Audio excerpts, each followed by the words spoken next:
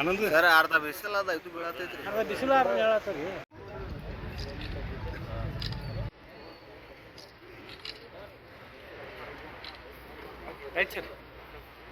ನೋಡ್ರಿ ಅಲ್ಲಿ ಕ್ಯಾಮ್ರಾ ಮೊಬೈಲ್ದಾಗ ಆತನ್ರಿ.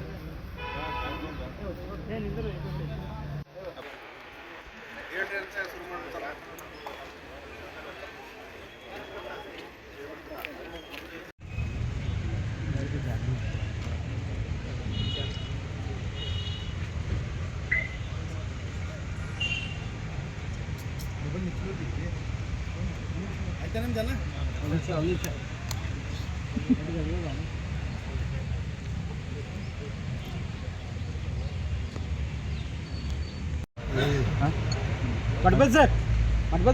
ಮಾಡ್ಬೋದು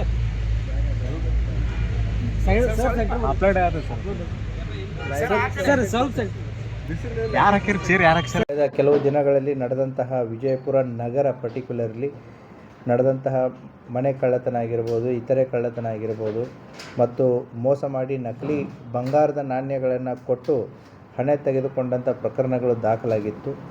ಸೊ ಕಳೆದ ಒಂದು ತಿಂಗಳಿಂದ ನಮ್ಮ ಸಿಟಿ ಸಬ್ ಡಿವಿಷನ್ನು DYSP ಎಲಿಗಾರ್ ಅವರ ನೇತೃತ್ವದಲ್ಲಿ ಮತ್ತು ಇಬ್ಬರು ಅಡಿಷನಲ್ SP ಆದಂತಹ ಶಂಕರ್ ಮಾರಿಯಾಳು ಮತ್ತು ರಾಮನಗೌಡ ಹಟ್ಟಿಯವರ ನೇತೃತ್ವದಲ್ಲಿ ನಮ್ಮ ಎರಡೂ ಇನ್ಸ್ಪೆಕ್ಟರ್ಸ್ಗಳು ಗೋಲ್ ಗುಂಬಜ್ ಇನ್ಸ್ಪೆಕ್ಟ್ರು ಮತ್ತು ಗಾಂಧಿ ಚೌಕ್ ಇನ್ಸ್ಪೆಕ್ಟ್ರು ಮತ್ತು ಎಲ್ಲ ಠಾಣೆ PSI ಒಂದು ಕ್ರೈಮ್ ಸ್ಕ್ವಾಡನ್ನು ಫಾರ್ಮ್ ಮಾಡಿ ಈಗೇನು ಇತ್ತೀಚೆಗೆ ಆದಂತಹ ಈ ಕಳ್ಳತನ ಪ್ರಕರಣ ಮತ್ತು ಈ ನಕಲಿ ನಾಣ್ಯ ಕೊಟ್ಟು ಅದನ್ನು ದುಡ್ಡನ್ನು ತೆಗೆದುಕೊಂಡಂಥ ಪ್ರಕರಣಗಳು ದಾಖಲಾಗಿತ್ತು.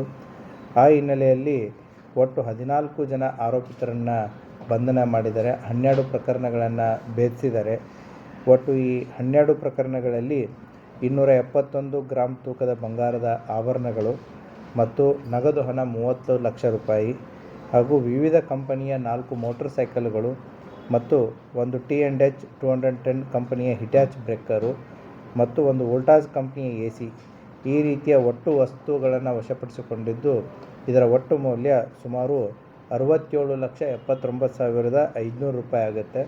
ಸೊ ಆ ಹಿನ್ನೆಲೆಯಲ್ಲಿ ಈ ಪತ್ತೆ ಕಾರ್ಯದಲ್ಲಿ ನಿರ್ವಹಿಸಿದಂತಹ ಎಲ್ಲ ಅಧಿಕಾರಿ ಮತ್ತು ಸಿಬ್ಬಂದಿ ವರ್ಗವರಿಗೆ ನಾನು ಅವ್ರಿಗೆ ರಿವಾರ್ಡನ್ನು ಕೊಡಲಾಗ್ಬೋದು.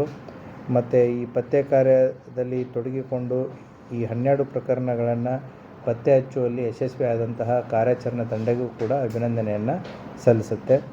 ಮನೆ ಕಳ್ಳತನ ಪತ್ತೆ ಮಾಡಿದಂಥ ವರದಿ ನಮಗೆ ಕೊಟ್ಟಿದ್ದೀವಿ. ಅದೇ ರೀತಿ ಈ ಪರ್ಟಿಕ್ಯುಲರ್ಲಿ ನಕಲಿ ಬಂಗಾರದ ನಾಣ್ಯಗಳನ್ನು ತೋರಿಸಿ ಜನ ಮೋಸ ಹೋಗ್ತಾಯಿದ್ರು.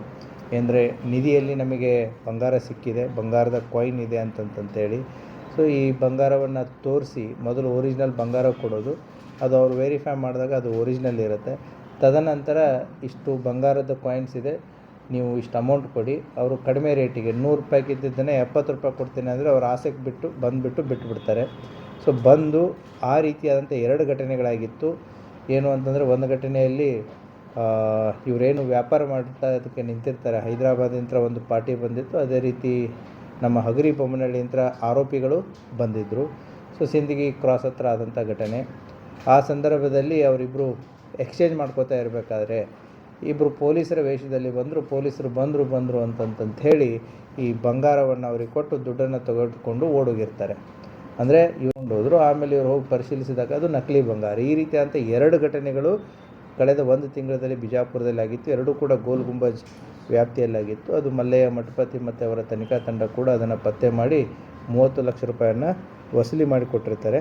ಮತ್ತು ಇನ್ನಿತರ ಕಳ್ಳತನ ಪ್ರಕರಣಗಳಲ್ಲಿ ಆರೋಪಿಗಳನ್ನು ಬಂಧಿಸಿ ಅವರಿಂದನೂ ಕೂಡ ವಸ್ತುಗಳನ್ನು ವಶಪಡಿಸಿಕೊಂಡಿರ್ತಾರೆ. Thank you.